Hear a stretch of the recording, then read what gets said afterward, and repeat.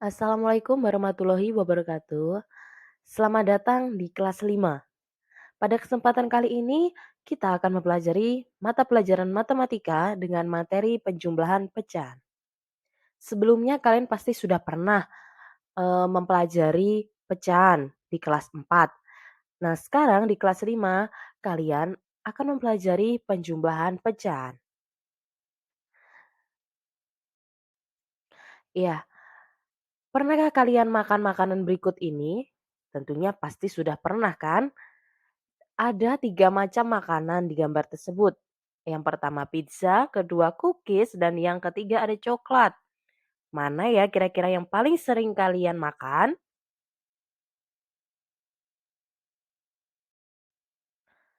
Iya, selanjutnya ini ada gambar pizza.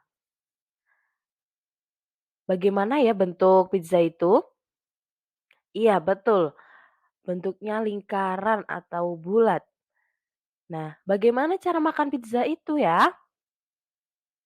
Iya, dengan dipotong-potong menjadi beberapa bagian seperti gambar yang di bawah itu. Jadi, kita tidak makan pizza sekaligus satu lingkaran, satu bulatan begitu ya. Jadi kita harus potong terlebih dahulu menjadi beberapa bagian.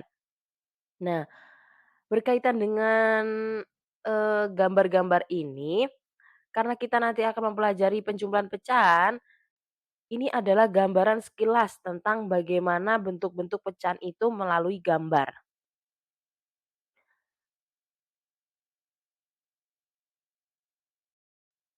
Selanjutnya, ada sebuah permasalahan nih, coba kita selesaikan ya. Jika pizza dipotong menjadi 8 bagian, kira-kira jika Reno memakan 3 bagian, bagaimana bentuk penulisan pecahannya ya? Coba masih ingat atau tidak bagaimana cara menulis pecahan itu? Iya, betul sekali. Jadi, jawabannya adalah 3/8. Bagaimana caranya ya, Bu?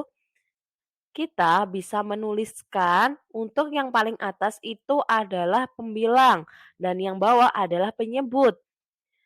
Masih ingat atau tidak di kelas 4 kemarin? Ya, jadi kita menuliskan 3/8. Selanjutnya, setelah itu Radit juga memakan pizza 2 bagian. Bagaimana bentuk penulisan pecahannya ya? Ya, ini sama seperti tadi. Kalau ini yang dimakan Radit ada 2. Berapa ya kira-kira? Iya, 2/8. Betul sekali. Sekarang coba kalian hitung berapa seluruh pizza yang dimakan Reno dan Radit? Berapa ayo? Apakah masih ingat?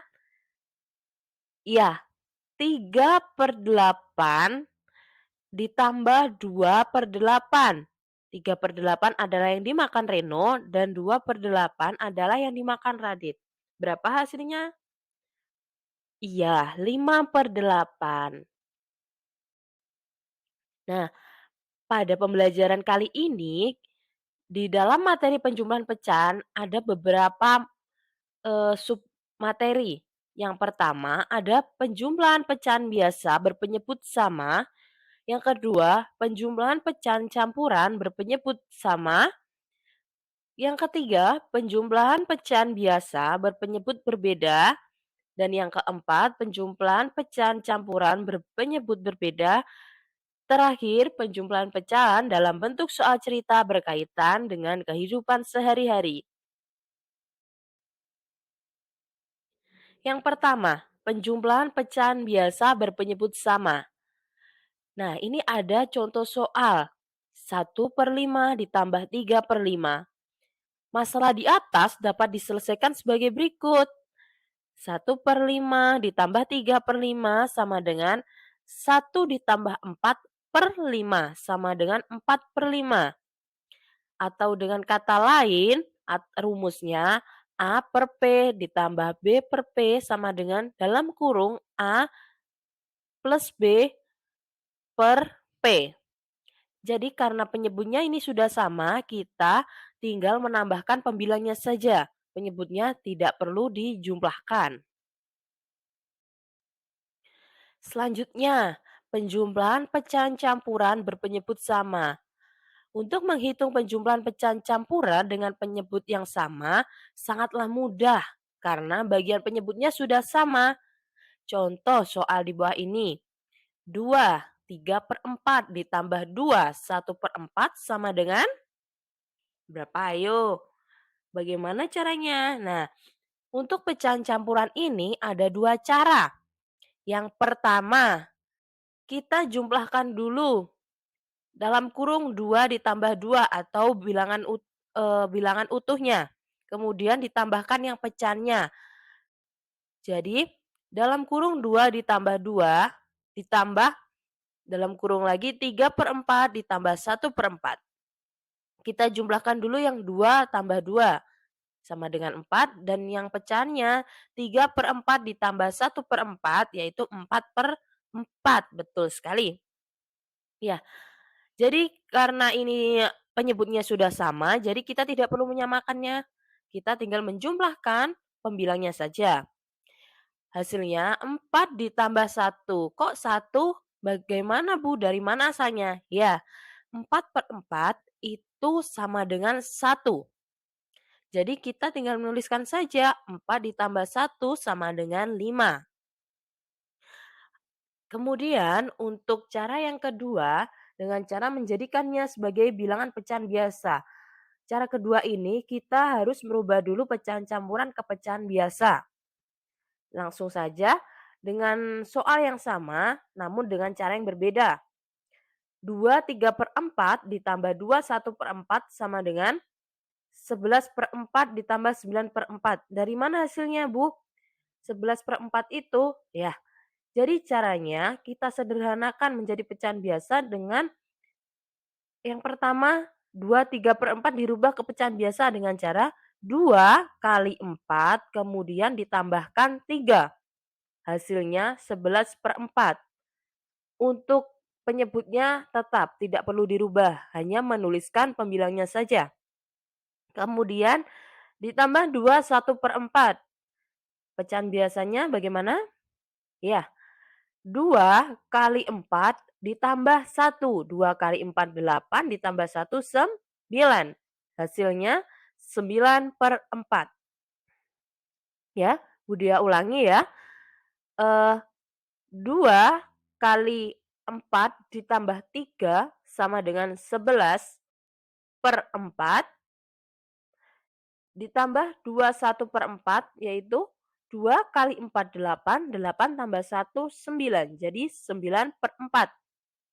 Langsung saja karena penyebutnya sudah sama, kita tinggal menjumlahkan pembilangnya saja. 11 ditambah 9 hasilnya adalah 20. Hasil dari penjumlahan tadi adalah 20/4 atau juga bisa kita sederhanakan karena pembilangnya lebih besar daripada penyebutnya, kita bagi. 20 dibagi 4 hasilnya adalah ya 5. Samakan dengan cara pertama tadi ya hasilnya? Ya, bagaimana? Mudah atau tidak? Penjelasannya 2/3/4 dirubah ke pecahan biasa yaitu 2 kali 4 ditambah 3 hasilnya 11 sebagai pembilang dan 4 tetap sebagai penyebut.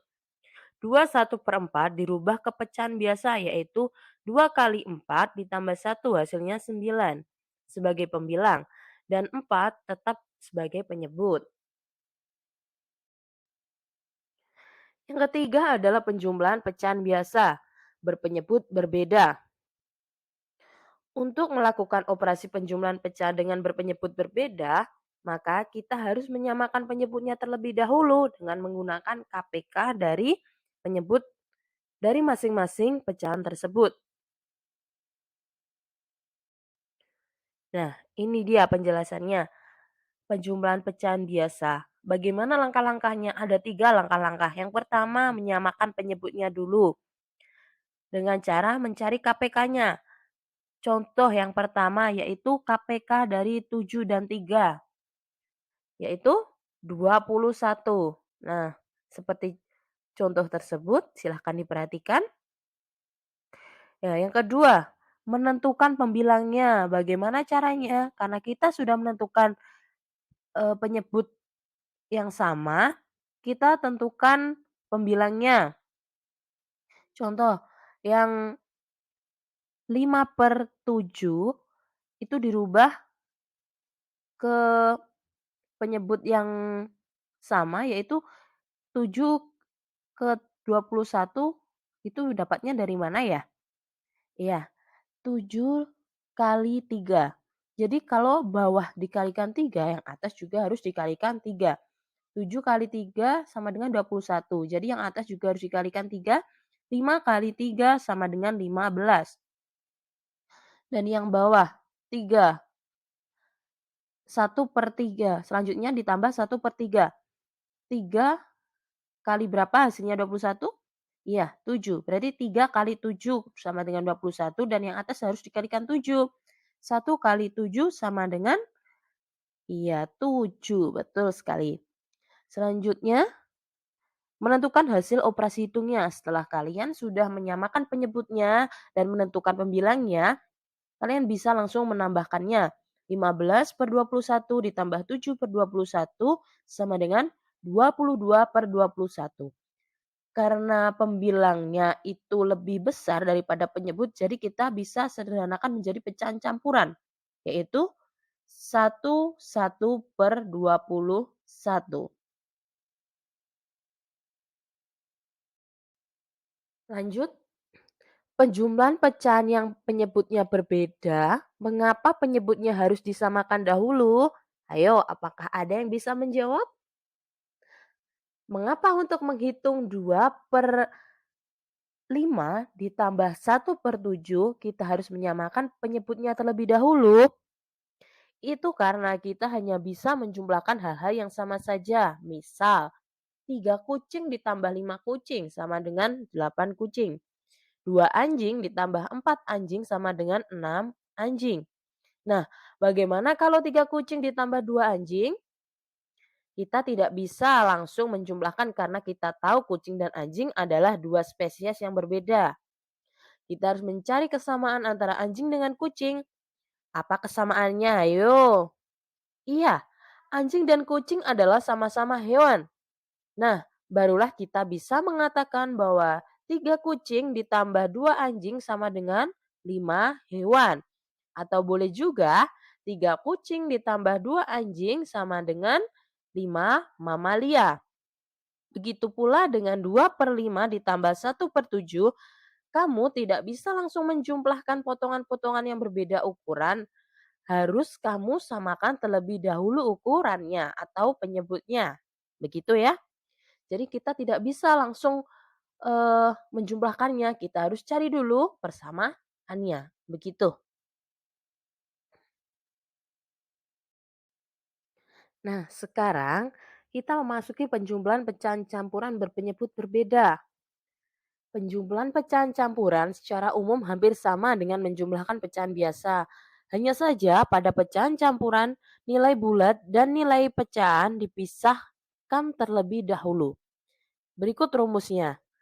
N A per B ditambah M P per Q sama dengan dalam kurung N tambah M ditambah dalam kurung A per B ditambah P per Q. Ya, ini hampir sama seperti pecahan campuran berpenyebut yang sama tadi ya, menggunakan cara yang pertama yaitu menjumlahkan nilai bulat sendiri dan nilai pecahannya sendiri. Nah, ini langsung ke contohnya. 7/3/4 ditambah 2/5 sama dengan, ya, bilangan bulatnya kita jumlahkan terlebih dahulu, yaitu 7 ditambah 2. Kemudian kita jumlahkan pecahan biasanya. 3/4 ditambah 2/5. Sama dengan 7 tambah 2 9. Kemudian karena 3/4 ditambah 2/5 itu penyebutnya berbeda, jadi kita samakan terlebih dahulu. Kita cari KPK-nya. KPK dari 4 dan 5 adalah, iya, 20. Penjelasannya bagaimana? Ya, caranya itu 9 ditambah dalam kurung 3/5, maaf, 3 kali 5 per 4 kali 5. Kok dapat 5 dari mana, Bu? Karena, penyebutnya itu setelah disamakan adalah ditemukan KPK-nya 20, jadi 4 kali berapa ya hasilnya 20?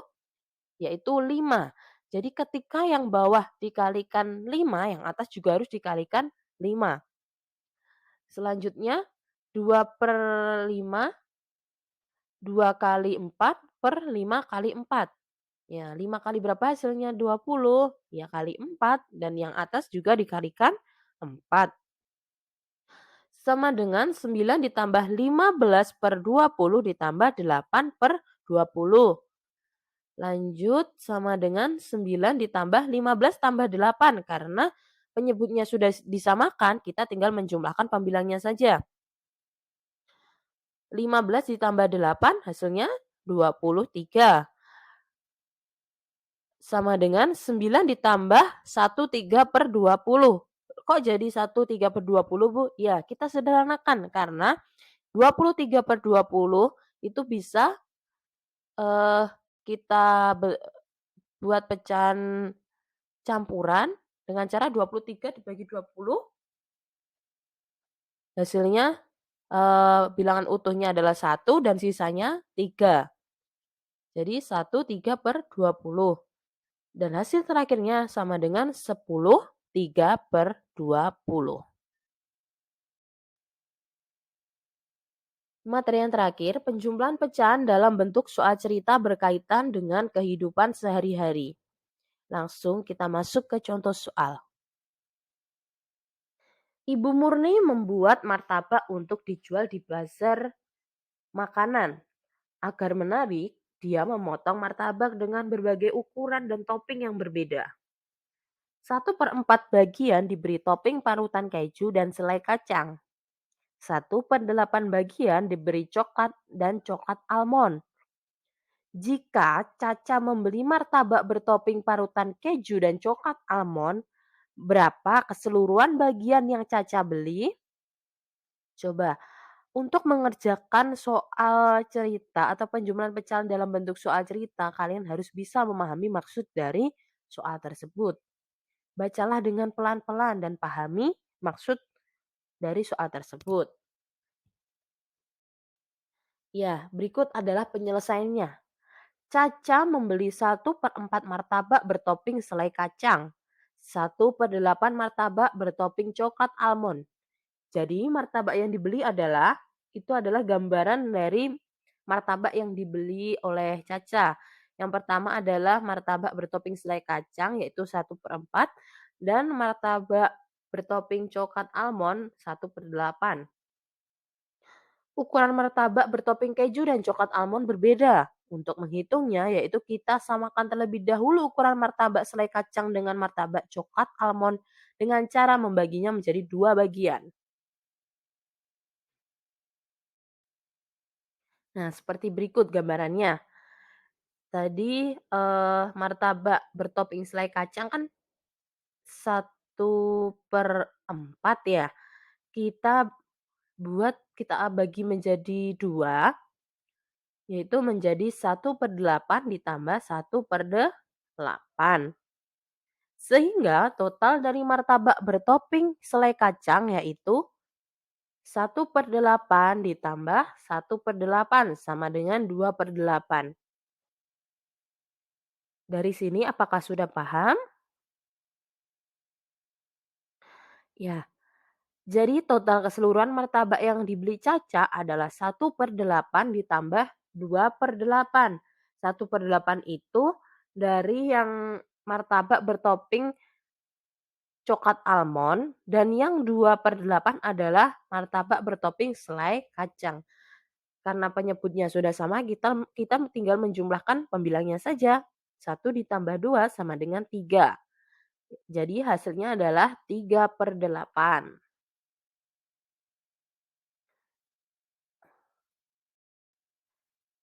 Ya, ini ada soal-soal latihan yang bisa kalian coba untuk dikerjakan. Jadi ada soal yang nomor 1 sampai 3 adalah penjumlahan pecahan. Untuk yang soal nomor 1 itu penjumlahan yang penyebutnya sudah sama, kalian tinggal menjumlahkan saja pembilangnya. Untuk soal yang kedua, nah kedua dan ketiga itu kalian harus menyamakan dulu penyebutnya. Dengan yang pertama kali kalian lakukan adalah mencari KPK-nya, betul. Kalian cari KPK-nya terlebih dahulu, setelah itu kalian hitung, menentukan pembilangnya. Setelah menentukan pembilangnya, kalian bisa menghitung hasil penjumlahannya. Untuk nomor 2 dan 5 itu adalah pecahan campuran dengan berpenyebut berbeda. Jadi kalian bisa mengerjakan seperti contoh yang sudah Budia jelaskan tadi. Untuk yang nomor 6 dan nomor 7 itu adalah dalam bentuk soal cerita. Yang nomor 6 itu kalian tinggal menjumlahkan saja, karena penyebutnya sudah sama, dan untuk yang nomor 7 kalian harus menyamakan penyebutnya terlebih dahulu karena penyebutnya berbeda.